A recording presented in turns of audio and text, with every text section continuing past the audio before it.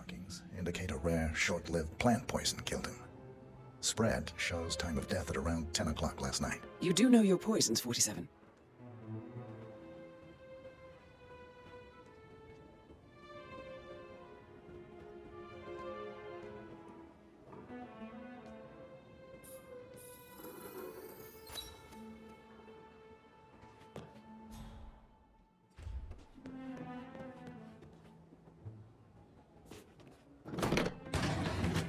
A hidden door. It's a secret passage. This could explain how the door was locked from the inside.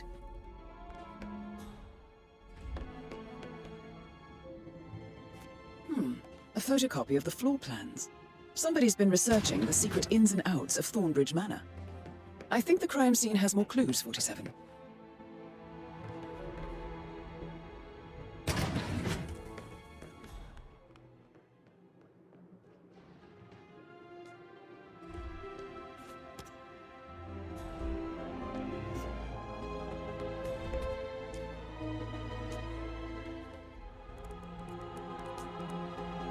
Zachary was shopping for new Wellingtons last night. Not exactly what you would expect from someone suicidal. Zachary's suicide note.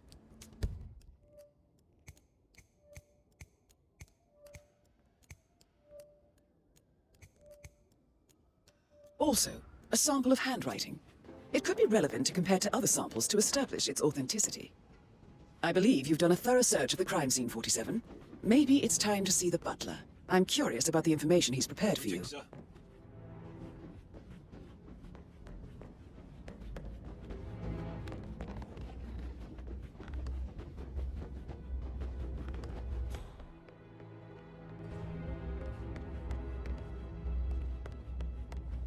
Mr. Fernsby, I'm done with the crime scene. Did you establish a time of death? Zachary died around 10 o'clock last night. Well, that means the staff were off duty. And Madame Carlyle and her security didn't arrive until this morning. That leaves Madame's family and myself as the only persons here when he died. And before you ask, no, I do not have an alibi. I was alone in my office at the time of death. Here's the material that I prepared for you. It's a list of the possible suspects and their quarters. Hopefully that will help you keep track of your findings. Please come and see me when you've solved the case, and I will take you to Madame Carlyle. Mr. Fernsby? Mr. Whitmer, you have enough evidence to present your case for Madame Carlyle? No, not yet. Come and see me when you do. So how does one solve a murder mystery, 47? Motive, means, and opportunity, I believe. May I suggest you ask the suspects for alibis? Or perhaps you prefer searching the manor for clues first?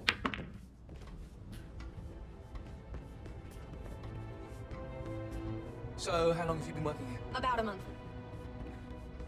Hey, back off a bit, would ya? About a month now. You're American. What on earth are you doing in this shithole? A girl like you belongs to clubs in London. I bet you're a great dancer. I don't like dancing. What about restaurants then? You like food? I know some. Wow. What would this planet look like if all of us threw shit around like you? What about... What the hell was that? Come on, give me a break.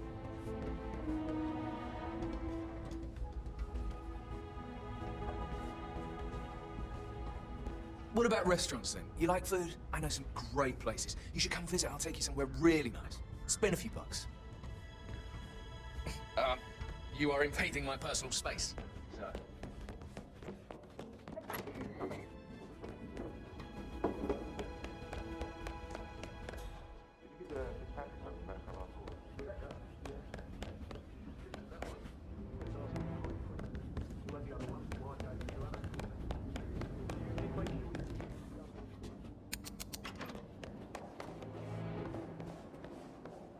Rebecca Carlyle, can you tell me about yesterday evening? We don't really see much of each other, my brothers and I.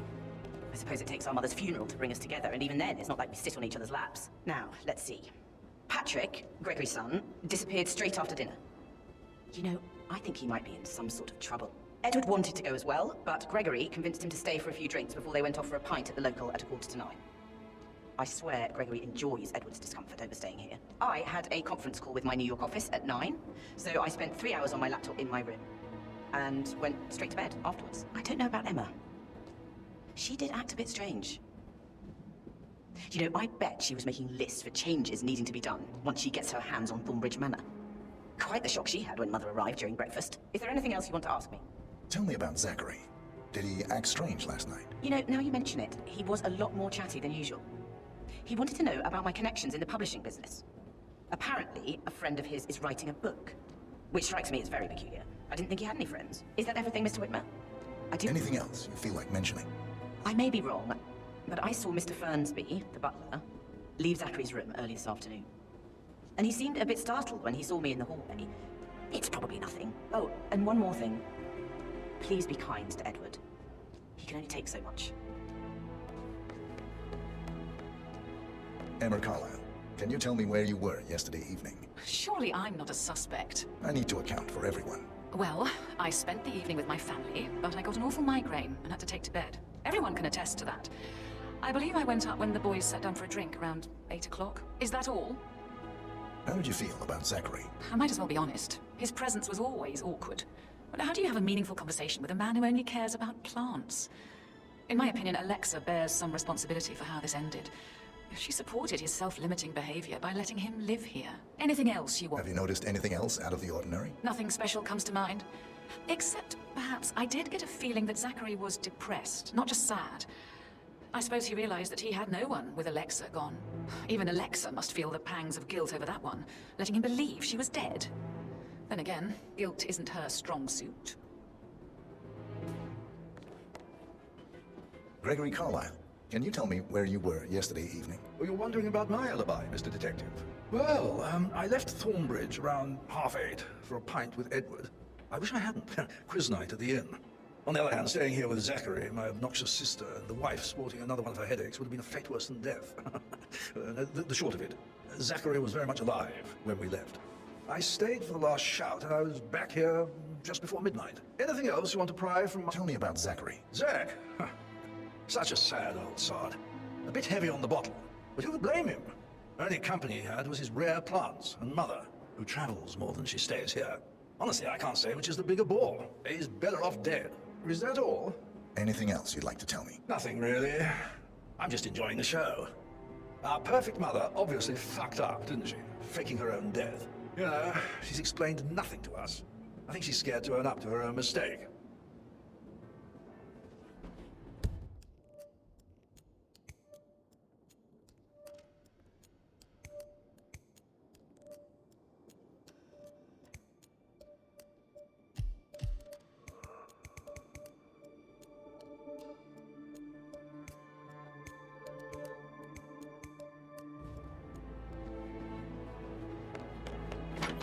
Well, I could listen all day. He poured emotion into that. Gentlemen, he gave me his coat and all. Rosie, you need to forget about Patrick. No good's gonna come of it. Stick to your own kind. You mean like Chris? He treated me like shit. All he wanted to do was play his stupid video games, never any romance. I deserve romance. Ah, hi there. Rosie, tell me what you did last night. I'm in trouble, aren't I? I spent the evening with Patrick. We met after dinner and I went home at 1 in the morning. He said he needed someone real to talk to. When he looks at you, it makes you feel like the center of the universe, like a real princess. But now he just ignores her. Well, he's under a lot of pressure. He's an idiot. That's what he is. Did you notice anything out of the ordinary? Any strangers outside the house? No, we saw no one outside. Except Patrick's mother, Emma. We were sitting on the bench behind the greenhouse talking when she came out and we had to hide. You won't tell her about me and Patrick, will you? She'd insist Madame Carlyle fire me. I'm sure of it. Too right she will. She's always going on about how things will change once she's in charge of Thornbridge Manor. Did all the groceries arrive?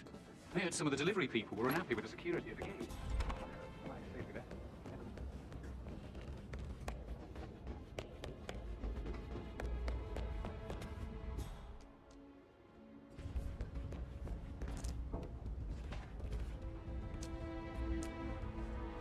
Patrick Carlyle, can you tell me where you were yesterday evening?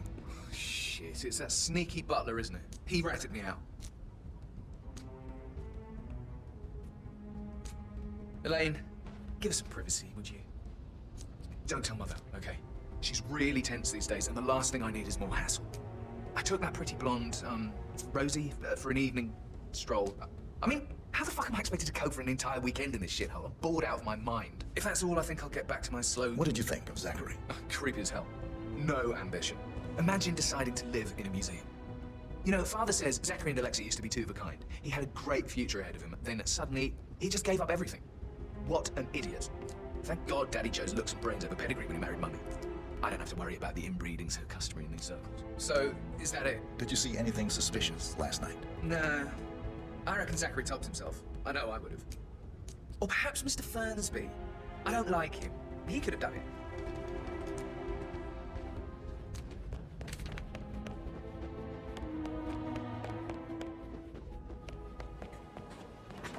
That is the door to Mr. Fernsby's office.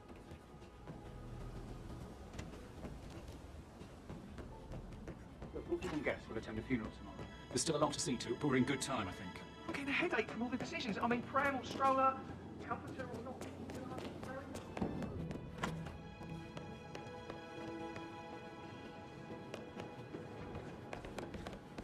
Professor Edward Carlyle, can you tell me your whereabouts for last night? Oh, yes, this dreadful business with Zachary. I stay at the local inn. You see, I prefer not to spend the night here at Thornbridge Manor. My brother Gregory came along for a nightcap. He'll never admit it, but I think he understands that I find this whole thing upsetting and wanted to provide some comfort. I believe we went to the Stag's Head around 8:30. If that's all, Can you tell me about Zachary's behavior last night? I certainly didn't expect him to commit suicide. Sure, he was upset by Mother's supposed death. We were. But he seemed more engaged than usual. You should ask Rebecca, they had a long talk. Did you know that he hadn't left Thornbridge Manor in nearly 50 years? His plants, Mother, and the staff, all the company he had. Anything else I can do to help? Did you notice anything else out of the ordinary? You mean apart from the fact that we came here to bury our mother and she shows up alive and kicking? Zachary found dead in his bed this morning? Or perhaps that the planned funeral is still taking place and I have to do the eulogy? And Mother will surely have a strong opinion on it afterwards. I can't breathe. Excuse me.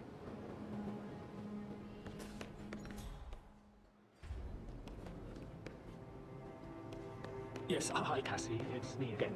Edward. I know I'm not supposed to leave you messages, and this is the last time, I promise. It's just, I don't know how to handle this whole situation. I don't think I can really. I can't feel my legs, and my eyes are not working. Listen.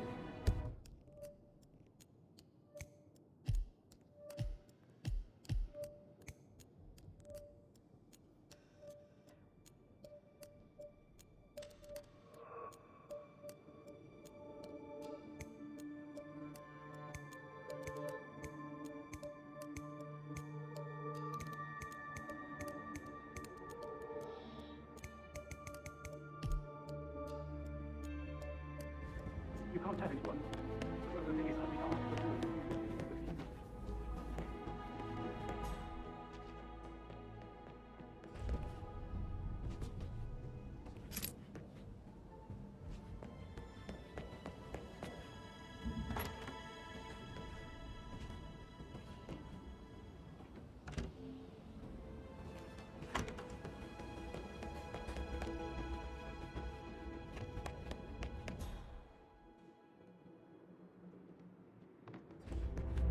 You want to check on the undertaker in charge of the funeral? I got word he's upset with Madame Carlyle. Right, everything's in order. Take you somewhere free. I don't know.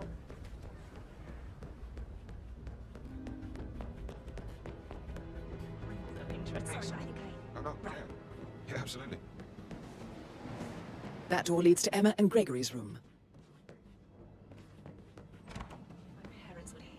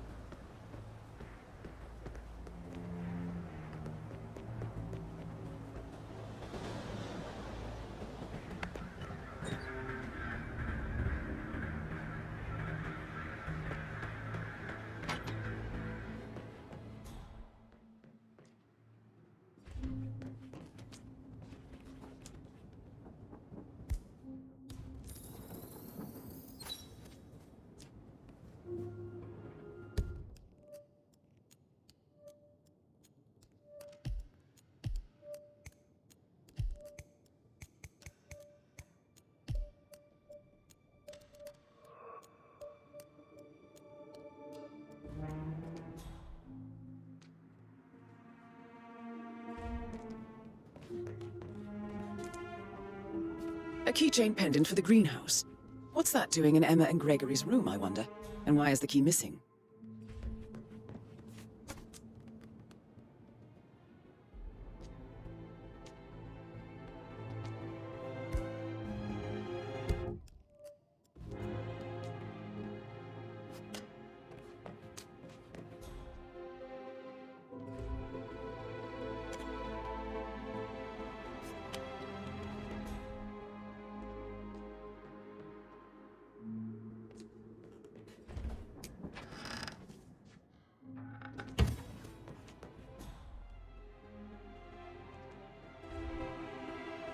Now this is interesting, 47.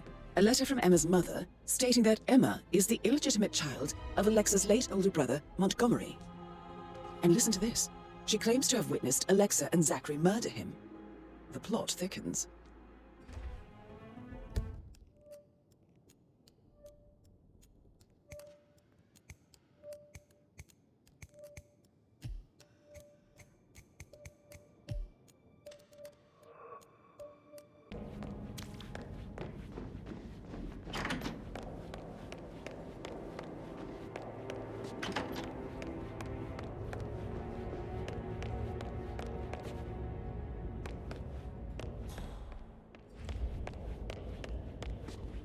Mr. Fernsby? Mr. Whitmer, you have enough evidence to present your case for Madame Carlyle? No, not yet. Come and see me when you do. You like, reading? You look really smart. Looking good, looking good. I do like reading.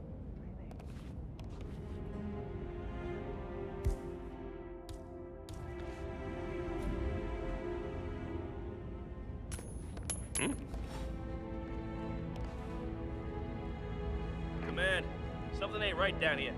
Stand by while I investigate.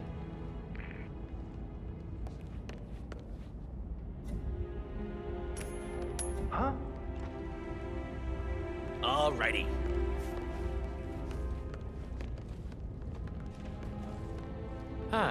Huh?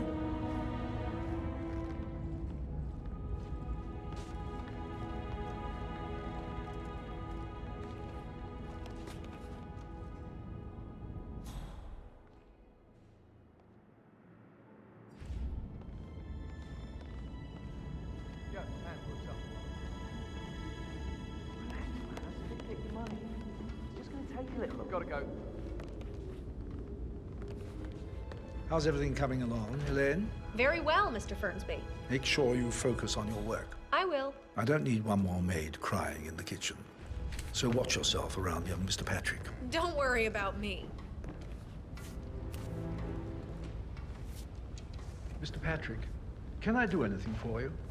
Yes, actually. Could you speed up time so I don't die from boredom? I fear I may not survive an entire weekend in this shithole. Perhaps a brisk walk in the garden would do you good. I said speed up time, not my passing. Oh, just go away, will you? Of course, sir. I'll come back later. How very kind of you, dear Mr. Fernsby. I hope to see you soon. Creepy old git.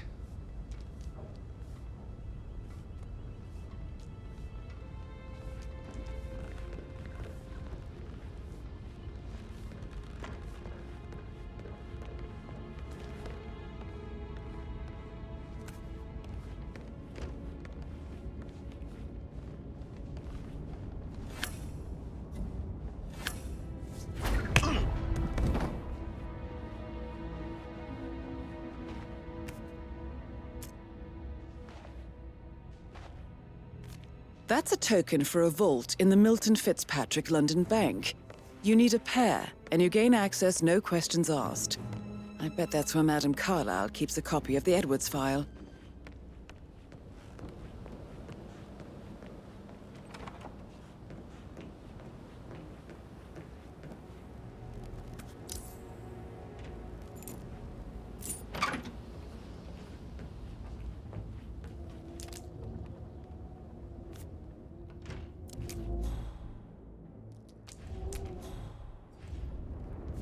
Zachary's diary. This is big. He was about to confess to the world that he and Alexa murdered their older brother Montgomery 46 years ago. And apparently, Mr. Fernsby helped make the murder look like an accident. And Very well. If you'll follow me, sir.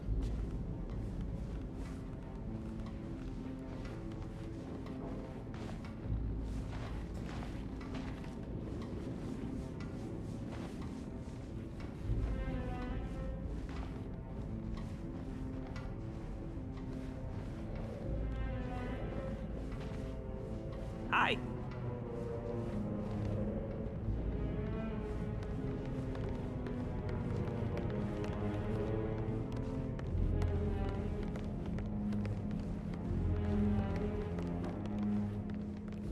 This is Madame Carlyle's office. Please step inside. I can't forget his eyes. They were so swollen, it didn't even look like Zachary.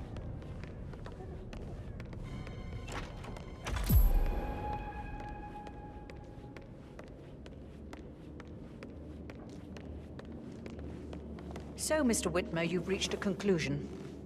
Take a seat. Please, go ahead. The butler, Mr. Fernsby, killed Zachary. Fernsby? Oh, you've got that wrong. He would never do such a thing. He is the most loyal man I have ever met. I found pills in his office that matches the poison that killed your brother. Furthermore, I found Zachary's notebook, half burned, in Mr. Fernsby's fireplace. It showed that Zachary intended to publish a written confession to a murder the two of you committed nearly 50 years ago. The murder of your older brother, Montgomery. That's outrageous. We did no such thing. No need to feign innocence. I know a killer when I see one, and my discretion is assured. The papers also described how Mr. Fernsby helped you stage the murder of Montgomery as an accident. I believe he killed Zachary not to be exposed as an accomplice to murder. Sweet Fernsby. You are wrong, Mr. Whitmer. He did not do it to protect himself. He did it to protect the Carlyle legacy. Mr. Fernsby, like myself, understands that sacrifices must be made to secure stability and prosperity. Mr. Whitmer, I'd appreciate it if your findings never leave this room. I understand Fernsby's actions, and there is no need for them to have more consequences than they already have. Fernsby was very fond of Zachary, and I'm sure his decision will haunt him to the day he dies. About your reward, have you considered an amount? I'll send you an invoice. Thank you, Mr. Whitmer. I trust you'll see yourself out. I need some privacy. Thank you.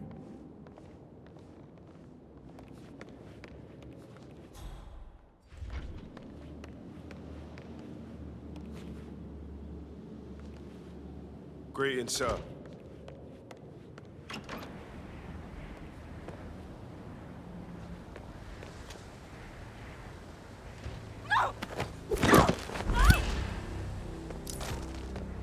That's Madame Carlyle taking